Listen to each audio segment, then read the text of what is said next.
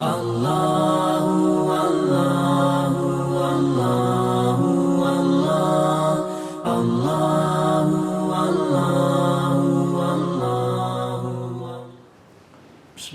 والحمد لله والصلاة والسلام على رسول الله وعلى آله وأصحابه أجمعين أما بعد معزز و محترم خواتین و حضرات، ہمارا رمضان شریف کے اندر درس کا سلسلہ روزوں کے متعلق اور رمضان شریف کے متعلق جاری اور ساری ہے۔ کافی تعداد کے اندر ہمارے پاس سوال فدیے کے متعلق آتے رہے ہیں اور قضاء رمضان کے متعلق آتے رہے ہیں، اور کچھ ایسے بھی سوال آئے ہیں کہ جو کفارے کے ساتھ تعلق رکھتے تھے۔ تو آج کے درس کے اندر اگرچہ ہم نے کچھ حد تک ان مسائل کو ابتدائی ایام کے اندر بیان کر دیا تھا، ابتدائی ایام میں ہم نے کچھ نہ کچھ مسائل آپ کے سامنے جو فدیے کے ساتھ تعلق رکھتے تھے وہ بھی رکھ دیے تھے، قضاء اور کفارے کے ساتھ جو تعلق رکھتے تھے وہ بھی رکھ دیے تھے، مگر مسلسل سوالات آنے کی وجہ سے آج کے درس کے اندر چند باتیں فدیہ، قضاء اور کفارہ، ان تین چیزوں کے بارے میں آپ کے سامنے رکھی جائیں گی۔ سب سے پہلی بات جو ہے وہ سمجھنے والی فدیے کے متعلق ہے کہ فدیہ کس وقت اور کس کے اوپر لازم آتا ہے۔ عموماً یہ سمجھا جاتا ہے کہ اگر کوئی بندہ روزہ نہیں رکھ سکتا، اگر اس کا روزہ چھوٹ گیا ہے، قضا ہو گیا ہے، تو وہ اس کی جگہ فدیہ دے دے اور اس سے پھر اس کا جو روزہ رہ گیا تھا اس کا ثواب بھی اس کو مل جائے گا اور اس کے ذمے سے وہ روزہ ساقط ہو جائے گا۔ تو سب سے پہلی بات جو فدیے کے متعلق یاد رکھنے والی ہے وہ یہ ہے کہ فدیہ اس صورت میں بندے پر لازم آتا ہے کہ جب ایک شخص ایسی بیماری کے اندر مبتلا ہو گیا ہے کہ جس سے دوبارہ صحت یاب ہونے کی امید نہیں ہے، اور اس بیماری کی وجہ سے وہ روزہ نہیں رکھ سکتا، بیماری کی وجہ سے اس کو تھوڑی تھوڑی دیر بعد دوائی استعمال کرنی پڑتی ہے، بیماری کی وجہ سے اس کی ادویات وقت کے اوپر نہ کھانے کی وجہ سے اس کی بیماری کے بڑھنے کا اندیشہ ہوتا ہے، بھوک اتنی نہیں برداشت کر سکتا جس طرح کی ڈائبیٹک لوگ ہوتے ہیں۔ تو اگر بندہ بیمار ہو گیا ہے اور ایسی بیماری لگ گئی ہے کہ جو دائمی ہے، جس سے اب ٹھیک ہونے کی امید نہیں ہے، اور ایسا بندہ پورے سال کے اندر جب چھوٹے دن آتے ہیں تو ان دنوں میں بھی وہ روزے کی قضا نہیں کر سکتا، ان دنوں میں بھی وہ روزہ نہیں رکھ سکتا، تو ایسے بندے کو فدیہ دینے کی اجازت ہوگی کہ اب وہ روزے کے بجائے فدیہ دے دے اور اس کو روزہ رکھنے کی ضرورت نہیں ہوگی۔ تو پہلے نمبر پر مریض ہے، بیمار ہے بندہ۔ دوسرے نمبر پر وہ بندہ ہے کہ جو انتہائی بوڑھا ہو چکا ہے اور انتہائی بڑھاپے کی وجہ سے ضعیف ہو چکا ہے، کمزور ہو چکا ہے، شیخ فانی یعنی کہ آخری عمر کے اندر چلا گیا ہے، چاہے مرد ہو یا عورت ہو، اور اس عمر کے اندر ان سے بھوک برداشت نہیں ہو سکتی، اس عمر کے اندر وہ پیاس کو برداشت نہیں کر سکتے، اور ان کے لیے روزہ رکھنا ہلاکت کا سبب بن سکتا ہے، ان کی جان کو خطرہ ہو سکتا ہے۔ تو جو آخری عمر کے اندر اتنا ضعیف ہو گیا ہے، آخری عمر کے اندر پہنچ کر اتنا کمزور ہو گیا ہے کہ اب بھوک اور پیاس کو برداشت نہیں کر سکتا، اور صبح سے لے کر شام تک وہ روزہ رکھنے کی اپنے اندر سکت اور طاقت نہیں رکھتا، تو ایسے بزرگ کو، ایسے ضعیف العمر کو، چاہے مرد ہو یا عورت، ان کو روزہ چھوڑنے کی اجازت ہے، اور روزے کے بجائے ان کو فدیہ دینے کی اجازت ہے۔ دو قسم کے لوگ آپ نے ہمیشہ یاد رکھنے ہیں، ایک وہ بڑی عمر والا مرد یا بڑی عمر والی عورت کہ جن میں اب روزہ رکھنے کی سخت اور طاقت نہیں رہی، بھوک اور پیاس نہیں وہ برداشت کر سکتے،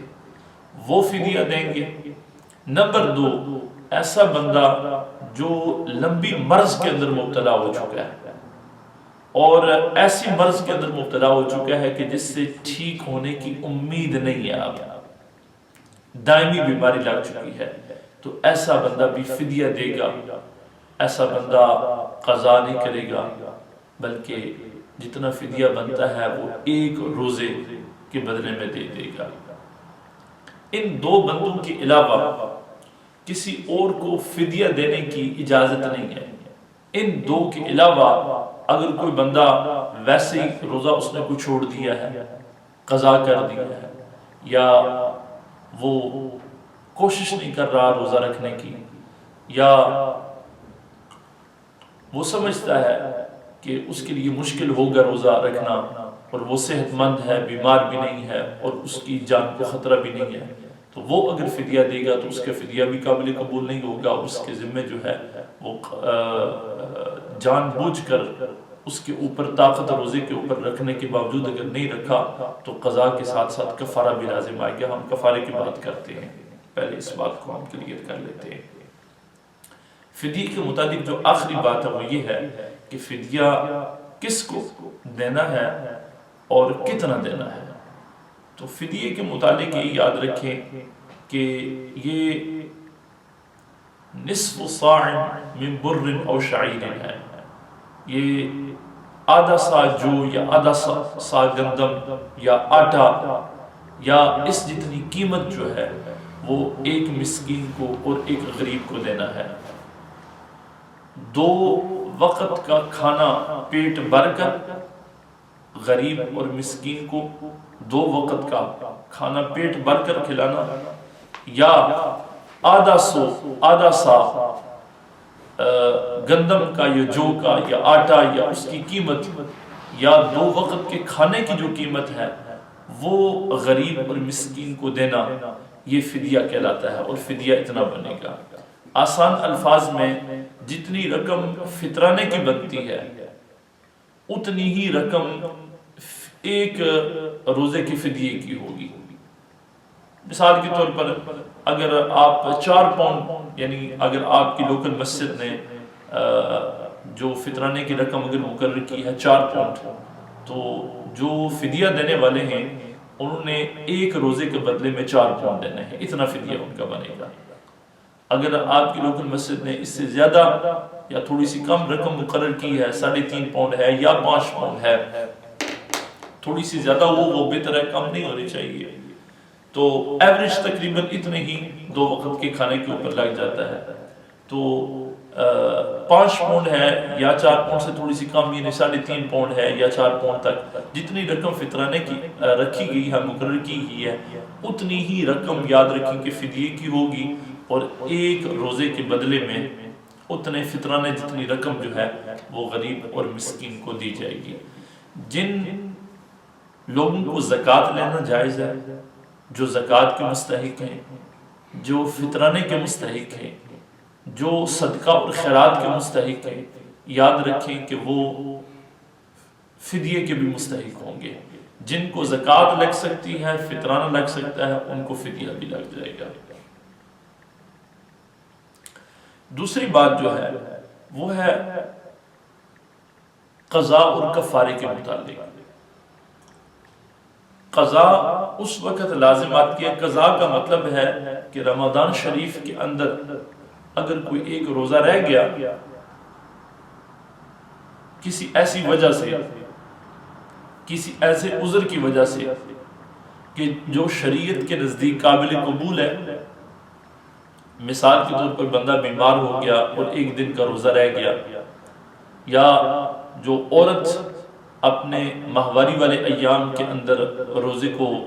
نہیں رکھ سکتی، وہ روزے جو یعنی ان روزوں کا رہ جانا، یا اگر بندے نے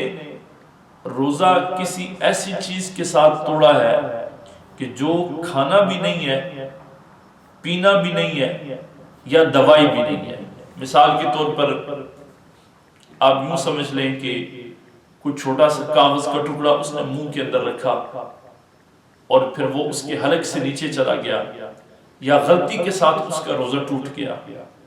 وضو کرتے ہوئے کلی کرتے ہوئے پانی اس کے گلے سے نیچے چلا گیا، غسل کے اندر پانی اس کے گلے سے نیچے چلا گیا، یا اس طرح اگر اس نے کوئی ایسا طریقہ اپنایا ہے روزہ توڑنے کا کہ جو کھانے والی چیز کے ساتھ نہیں تھا، پینے والی چیز کے ساتھ نہیں تھا، یا دوائی کے ساتھ نہیں تھا۔ فقہ کے اندر اصول ہے کہ اذا اکل ما یتغذا به ویتداوی به، کہ غذا والی کوئی چیز اس نے کھائی ہے یا دوائی والی چیز اس نے کوئی استعمال کی ہے جس سے روزہ ٹوٹا ہے، تو پھر قضاء کے ساتھ ساتھ اس کے اوپر کفارہ بھی ہوگا۔ جان بوجھ کر اگر روزہ توڑا ہے تو پھر اس کے اوپر بھی دو چیزیں بندے کے اوپر لازم ہوگی، قضاء بھی لازم ہوگی اور کفارہ بھی لازم ہوگا۔ اگر کسی بندے نے جان بوجھ کر روزہ نہیں توڑا، غلطی سے ٹوٹ گیا ہے، ابھی افطاری کا وقت نہیں ہوا تھا، اس نے افطاری کر لی، یا روزے کا وقت ختم ہو، روزہ بند کرنے کا ٹائم ختم ہو چکا تھا، وہ کھاتا رہا، بعد میں پتہ چلا، یا بیمار ہو گیا، روزہ پورا نہیں کر سکا، یا جو عورت کے ایام ہوتے ہیں جن کے اندر وہ روزہ نہیں رکھ سکتی، تو جن صورتوں کے اندر اس نے روزہ توڑا غلطی کی وجہ سے یا عذر کی وجہ سے یا کسی ایسی چیز کی وجہ سے کہ جو غذا یا دوائی نہیں ہے، تو پھر ایسی صورت کے اندر رمضان شریف کے بعد جب بھی اس کو موقع ملے، جب بھی اس کو وقت میسر ہو، تو پھر جتنے روزے ٹوٹے ہیں، اگر ایک روزہ ٹوٹا ہے تو پھر ایک دن کی قضا لازم ہوگی، دو روزے اگر نہیں رکھ سکا تو پھر دو روزوں کی قضا لازم ہوگی۔ آخری بات کفارے کے متعلق ہے۔ اگر بندے نے جان بوجھ کر روزہ توڑا ہے، کوئی شرعی عذر نہیں تھا، اور اس کے ساتھ ساتھ اس نے جو روزہ توڑا ہے وہ کسی ایسی چیز کے ساتھ توڑا ہے کہ جو غذا ہے یا جو دوائی ہے، تو پھر ایسی صورت کے اندر یاد رکھے کہ اس کے اوپر دو چیزیں لازم ہوں گی۔ ایک، اس کے اوپر قضا لازم ہوگی، رمضان کے بعد جب بھی اس کو موقع ملے تو جتنے روزے اس نے جان بوجھ کر توڑے ہیں یا بغیر عذر شرعی کے توڑے ہیں، تو ان روزوں کی وہ قضا بھی کرے گا، اور اس کے ساتھ ساتھ وہ کفارہ بھی ادا کرے گا۔ اور کفارہ کتنا ہے؟ کفارہ یا تو ایک رقبہ، ایک غلام کو آزاد کرنا ہے، یا صیام شہرین متتابعین، 2 مہینوں کے روزے لگاتار رکھنا ہے، یا اطعام 60 مسکینہ، 60 مسکینوں کو 2 وقت کا کھانا کھلانا ہے، یہ کفارہ ہے۔ اب اگر فرض کریں کہ کسی نے جان بوجھ کر روزہ توڑا تھا اور وہ قضا کے ساتھ جو اب کفارہ ادا کرنا چاہتا ہے، تو غلام بھی چونکہ آج کے دور کے اندر آزاد کرنا ممکن نہیں ہے، اور اگر کوئی 2 مہینے کے روزے بھی لگاتار نہیں رکھ سکتا، لگاتار روزے رکھنے سے مراد یہ ہے کہ جو چاند کے مہینے ہیں ان 2 مہینوں میں لگاتار بغیر ایک دن کا روزہ چھوڑے 2 مہینے لگاتار، فرض کریں کہ 2 مہینے 30 دنوں کے تھے، تو پورے 60 دن بغیر ایک ناغے کے اس نے 60 دن کا روزہ رکھنا ہے۔ اگر اس نے ایک دن بھی درمیان میں سے چھوڑ دیا تو پھر یاد رکھیں کہ گنتی دوبارہ شروع ہو جائے گی۔ اگر آخری دن بھی، یعنی 2 مہینوں میں سے جو آخری دن تھا، اس آخری دن بھی وہ روزہ اگر نہ رکھ سکا، روزہ اس کا رہ گیا، تو دوبارہ اس کی گنتی شروع ہو جائے گی 2 مہینوں کی روزے کے کفارے کی، جو کفارہ 2 مہینے کے روزوں کا لگاتار رکھنا۔ اور اگر وہ جس طرح کہ آج کے دور کے اندر غلام بھی آزاد نہیں ہو سکتا، 2 مہینے کے لگاتار روزے بھی نہیں رکھ سکتا، اور 60 مسکینوں کو کھانا کھلانا چاہتا ہے، تو اس سلسلے کے اندر بھی آسانی کے طور پر، یعنی اصل قانون تو اس کے اندر یہ ہے کہ 2 وقت کا کھانا ایک مسکین کو کھلائے، 60 مسکینوں کو 2 وقت کا کھانا کھلائے۔ اس کے اندر دوسرا جو آسان طریقہ ہے، اگر وہ پیسے دینا چاہتا ہے تو جتنے پیسے فطرانے کے ہیں، جتنی رقم فطرانے کی ہے یا جتنی رقم فدیے کی ہے، اتنی رقم کو وہ ضرب 60 دفعہ دے دے، 60 دفعہ وہ ضرب دے دے، اور پھر وہ 60 دفعہ ضرب دینے سے جتنی بھی رقم اس کی بنے گی وہ کفارہ ہوگا اس کے روزے کی طرف سے جو وہ کفارہ ادا کرنا چاہتا ہے۔ باقی اس کے ساتھ ساتھ روزے کے متعلق اور روزے کی اہمیت کے متعلق، روزہ جو بندہ جان بوجھ کر چھوڑ دے، جان بوجھ کر روزہ ترک کر دے، طاقت اور ہمت ہونے کے باوجود وہ روزہ نہ رکھے، تو اس کے متعلق امام بخاری نے تعلیق کے طور پر ایک روایت نقل کی ہے، اور اس کے ساتھ ساتھ امام ابو داؤد نے بھی، کہ اگر کسی بندے نے بغیر عذر کے ایک روزہ چھوڑا اور ایک بھی روزہ اس نے اللہ تبارک و تعالی کی حکم کی خلاف ورزی کرتے ہوئے ایک بھی اگر اس نے روزہ توڑا، تو ایک روزہ توڑنے کا جو اس نے ثواب گنوایا ہے، اگر وہ ساری زندگی بھی روزہ رکھتا رہے تو پھر بھی ایک روزے کے ثواب کو نہیں پہنچ سکتا۔ اگر کوئی بندہ ایک روزہ جان بوجھ کر چھوڑ دیتا ہے تو ساری زندگی بھی اگر وہ روزہ رکھتا رہے تو اس کے ثواب کو نہیں پا سکتا۔ نماز کا بھی یہی حکم ہے، اگر کسی بندے نے فرض ایک نماز بھی بغیر کسی عذر شرعی کے اور بغیر شریعت کی اجازت کے اس نے ترک کی ہے، یعنی کہ وہ بیمار نہیں تھا، وہ معذور نہیں تھا، یعنی ایسی حالت نہیں تھی اس کی کہ جس کے اندر وہ نماز کو ترک کر دیتا، نماز کو چھوڑ دیتا، تو بغیر اجازت کے اور بغیر عذر شرعی کے اگر کسی نے ایک نماز کو بھی، ایک فرض نماز کو بھی چھوڑا ہے، تو اگر وہ ساری زندگی بھی نفل پڑھتا رہے تو اس کے ثواب کو نہیں پہنچ سکتا۔ باقی ایک روایت وہ آپ سماعت کر لیں، آپ علیہ السلام نے فرمایا، اور اس حدیث کو حضرت ابو امامہ رضی اللہ تعالیٰ عنہ روایت کرتے ہیں، اور یہ روزے کے اندر تھوڑی سی سستی ہے، افطار کے وقت کے اندر سستی ہے، سحری کے وقت کے اندر سستی ہے، مکمل روزے کو چھوڑنا نہیں ہے، یعنی صرف روزہ جو افطار کرنے کے اندر لاپرواہی کرتے ہوئے اس کو جلدی سے افطار کر دیا، وقت سے پہلے افطار کر دیا۔ بعض اوقات یہ کہتے ہیں کہ جلدی افطار کرنا سنت ہے، جلدی افطار کرنے سے مطلب یہ تو نہیں تو ٹائم نہیں ہوا تو اس سے پہلے 2 منٹ پہلے افطار کر لو، اس کا مطلب یہ ہے کہ روزے کے افطار کا جب وقت ہو جائے، سورج غروب ہو جائے، تو پھر اس کے بعد جلدی جلدی اس کو افطار کیا جائے، اتنا لیٹ نہ کیا جائے کہ عشاء کا وقت شروع ہو جائے اور تاریکی پھیل جائے، یہ اس کا وقت ہوتا ہے۔ اور بعض اوقات جو لوگ گھڑی کو دیکھتے رہتے ہیں، جیسے ہی وقت پورا ہوا جو کیلنڈر کے اوپر رکھا ہوا ہے فوراً کھجور کو لے لیا، بہتر ہوتا ہے کہ ایک آدھا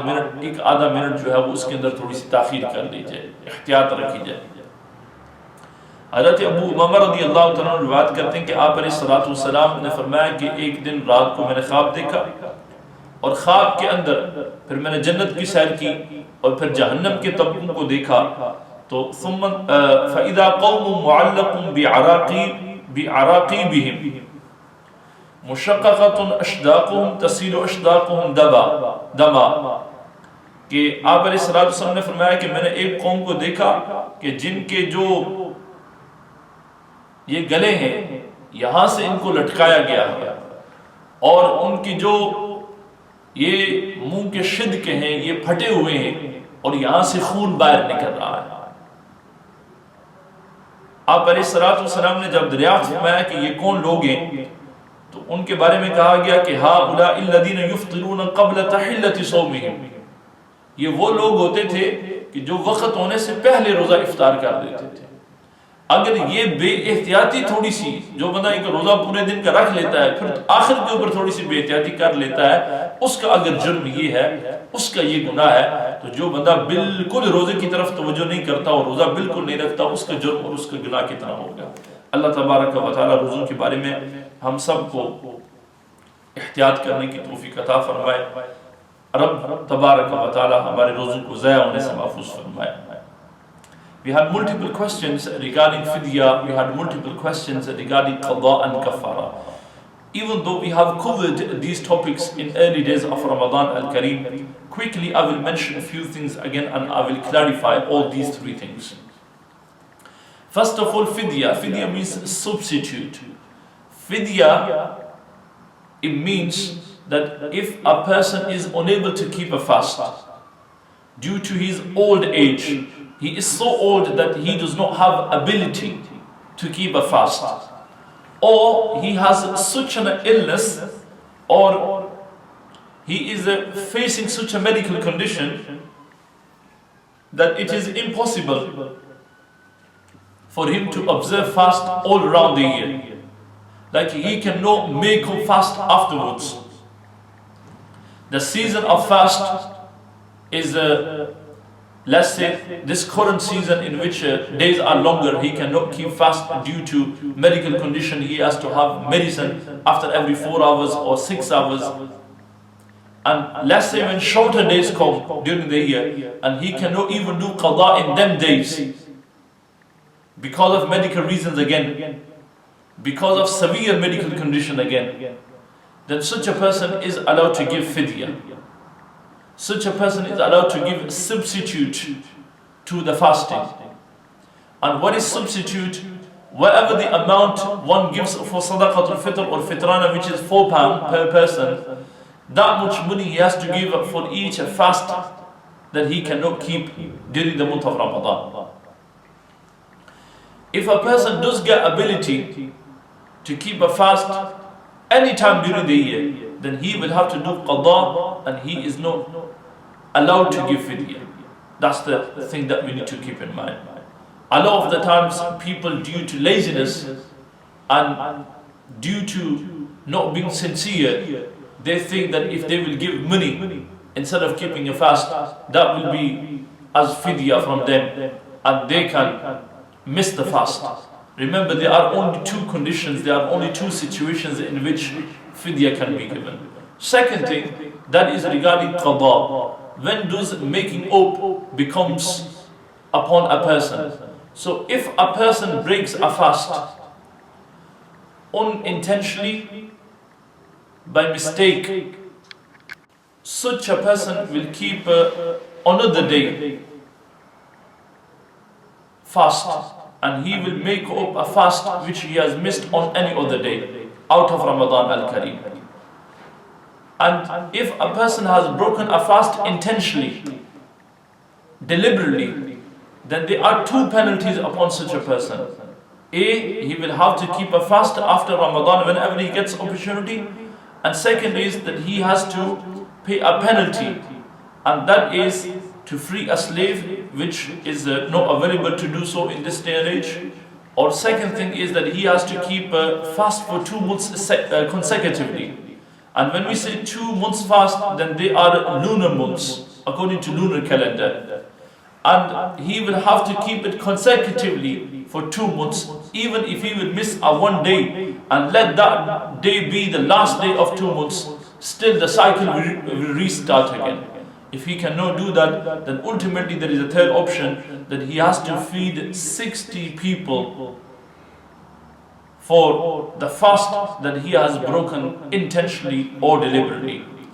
And again, when we say feeding 60 people, then that means they're feeding 60 people 2 meals per day, or he can give money equivalent to that, which is same as, on average, same as fitrana. So whatever the amount of fitrana is, you can multiply that 60 times, and whatever the amount is, that is given as kafara to poor people for the person who has broken a fast deliberately and intentionally. Whether it is fidya, whether it is kafara, it is permissible to give, and it will be given to those people who are eligible for zakah, who are eligible for fitrana, or who are eligible for other charities. Those people who deserve to have charity, who are eligible for charity or zakah, fitrana can be given to them, fidya can be given to them, and also kafara money will also be permissible to give to them. One last thing and one final thing, that is that if one person broke one fast intentionally, without any valid reason in Sharia, even if he is to keep fast all his life, he will not be able to make up of the reward which he has lost because of breaking one fast. Fair enough, qada will be accepted, expiation will be accepted, penalty will be accepted, but we're talking about the actual reward which he has lost. He will not be able to get that. Same goes for performing salah, farz salah. If one person misses one salah deliberately, even if he is to keep nafil all his life, he will not be able to make up the reward of that one salah which he has missed intentionally.